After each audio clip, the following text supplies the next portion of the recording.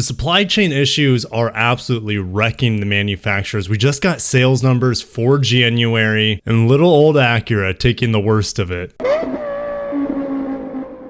Over automotive news, Hyundai sales rebound, Honda, Subaru, Toyota, Kia slip again as chip shortage drags on. We're going to go into all these brands today, individual sales, not only per brand, but per model as well. To the best of our ability, some of them are not reporting.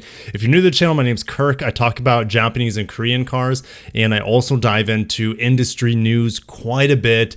News and reviews for individual car models as well. Check out my latest review on the Sequoia.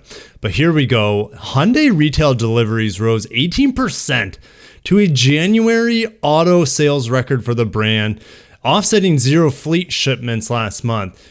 Fleet is typically sold to big businesses, local governments, things of that nature, and there's very little profit on those models. But since the chip supply issues are limiting the volume of production, they are switching over to retail sales because they can get a lot more money per unit. The profitability for automakers are at an all-time high, even though they're selling less units. And a big part of that is they don't have to incentivize individual models or any special programs really, because the demand is so high due to the lack of supply. Anyways, Ford is reporting later today. I don't really talk about them too much. Volvo has reported. I talk about them from time to time. They're about 20% down compared to last January, so they're not doing well. But just a quick snapshot here. Acura minus 33% compared to last January, falling off the face of the earth here. Honda, though, as a result, almost 19% down. As a total, down 20% as a brand here in America. Genesis up, though, nearly 30%, and they're starting to knock on the doors. I mean, if this continues, this trend of Acura disappearing due to supply issues and Genesis being fed through Hyundai, who is well equipped to handle this chip supply issue. They're supplying Genesis with all the parts they need, while Kia, on the other hand, is taking a little bit of slippage out of the Koreans, being down 5%. Mazda, sad to see them taking a huge fall. Most of last year, they handled the chip supply issue much better than the larger manufacturers, but their luck, their supply chain of microchips seems to be running out. Subaru still down minus 5%. They still can't recover from having an abysmal second half of last year. Lexus, though, one of the bright stars here in this list. The Toyota end of things, down 6%. When you combine Lexus, Toyota, down 5% as a company. And just looking at the company's reporting, down 7%. We don't have Ford numbers again. They had a really strong fourth quarter to last year, so there's a chance it could be positive in the first month of 2022. So I want to see what Honda is suffering through right now. It's going to be ugly here. So we pulled up their sales page for January 2022. Acura's cars down about 45%. Their trucks, meaning that's what they call their SUVs, so RDX, MDX here, down 28%. And Honda not looking very good either, especially on the car end. So let's see what models are suffering the most here. For Acura first, and then we'll head into Honda. ILX is actually positive, as they've just essentially canceled the ILX. I don't know if we have official confirmation that the ILX is dead, but the Integra should be coming maybe summer this year, so stay tuned for that. NSX, well, yeah, rest in peace, NSX. TLX down 83%. They don't have any TLXs on the market, and this is crazy. I just saw that my first Type S on the streets. It was looking pretty sick a couple weeks ago. So yeah, no TLXs. They sold 224. Just a huge kick in the pants for people wanting a TLX. I cannot believe that they only sold 224 units of the TLX last month. Anyways, MDX, they're probably the brightest star in their lineup right now. Just phenomenal vehicle. So they're supplying the MDX, as it does make a little bit more money for them. It's pretty much neutral, just down 0.2%. And the RDX down 52%. Holy smokes. Poor Acura, man. I can't imagine what it's like to be an Acura dealer at this point, as they just have nothing to sell. rough going. Let's look at Honda. Accord down 22%, Civic down 12%. That's tough to see, especially with the new Civic out. It's just a great car. Clarity, rest in peace. Insight down 42%, which is unfortunate because, the Ioniq is doing really well, the Ioniq hybrid. So Insight is just unable to have the volume that they need to sell to those people who want better gas mileage. CRV down 48%, HRV up 111%. Kind of like the Venue, right? These small crossovers, so basic, they just don't need all the microchips and parts and things the more expensive models do.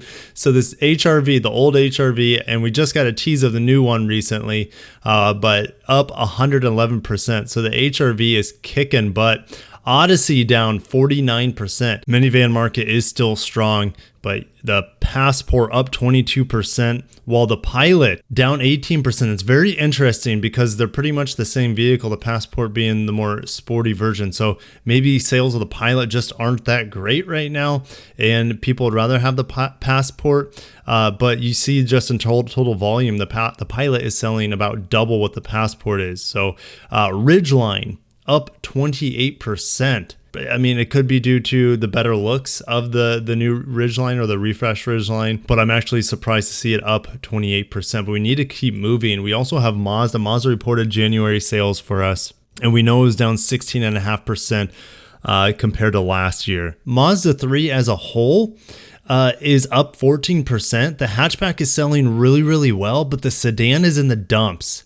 Riddle me that. I don't understand what's going on there. Moving on to the Mazda 6, rest in peace. Hopefully we get an announcement of a new rear-wheel drive inline 6 Mazda 6 by the end of the year.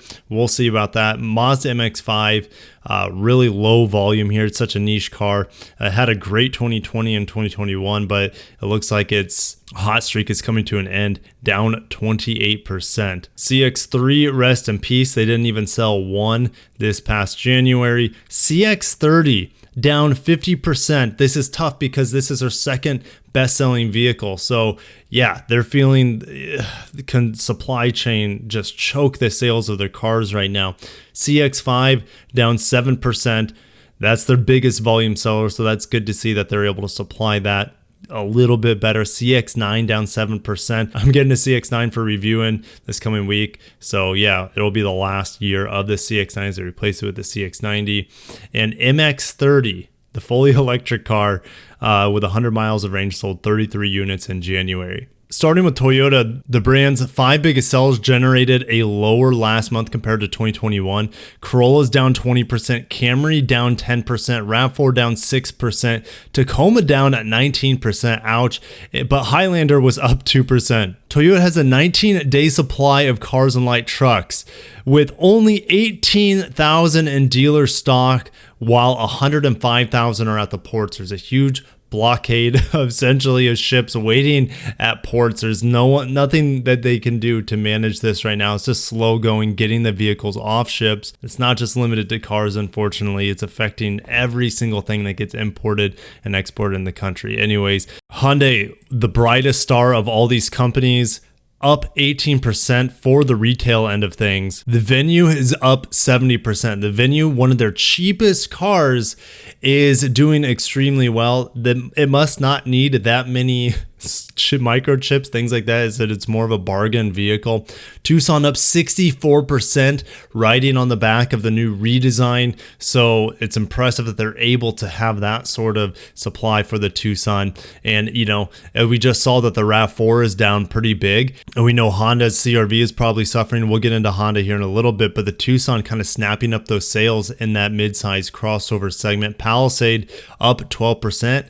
Good to see. Ioniq up 51% as people need efficient and gas efficient vehicles. This isn't talking about the Ioniq 5. This is the Ioniq hybrid and plug-in hybrid. We're going to move on to Hyundai. They are the bright star right now. The Venue being up 70%, the Tucson being up 64%, Palisade up 12%, Ioniq up 51%. And as a total, they're up 10% compared to last year's January. Accent getting kicked in the pants, down 51%. Elantra down 30%. Kona down 7%. Nexo fuel cell vehicle, they sold 28 of them. compared to 23 last year. Palisade up 12%. Santa Fe, unfortunately, down 16%.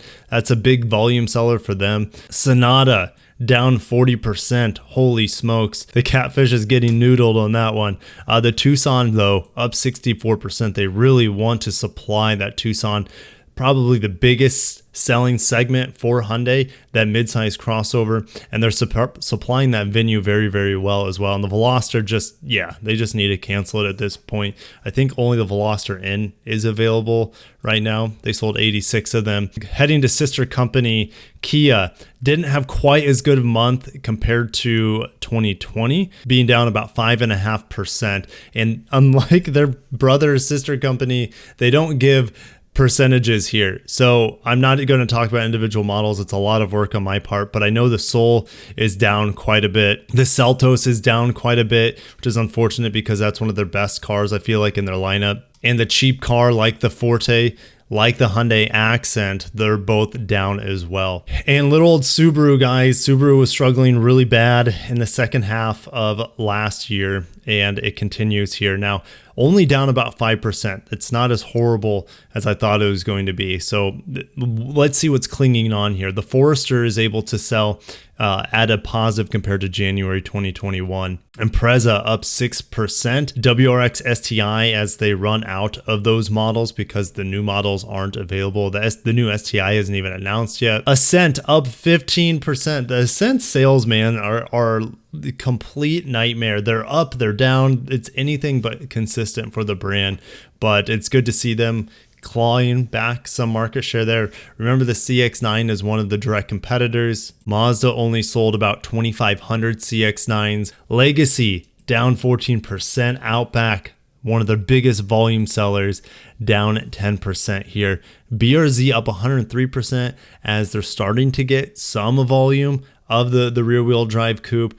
And the Crosstrek, which is clawing to be a maybe top 2 vehicle for them as it's closing in on the Outback right now, still down about 9%. So tough times for the automotive industry, but I feel especially bad for Acura. The TLX is just down in the dumps. The RDX as well. The ILX is actually one of the bright points for them, the only vehicle in their lineup that's positive because the MDX is pretty much neutral.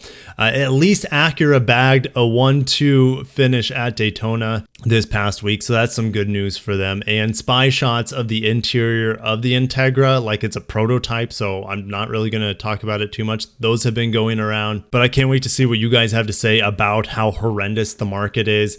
Good luck, guys. If you have to buy a new car right now, all I have to say is may the force be with you, because it is tough sledding, not only for the customers, but for the dealers who just have no inventory to sell. Hopefully you guys don't get price gouged if you're shopping right now. Don't allow it to happen. Settle for MSRP. Nothing over if you can help it. Hyundai making the rest of the market look pretty dumb right now as they just have a better supply chain. Thank you so much for watching. If you're not subscribed, I'd really appreciate that. Make sure to hit the bell icon as well, and I'll catch you guys in the next video. Peace out.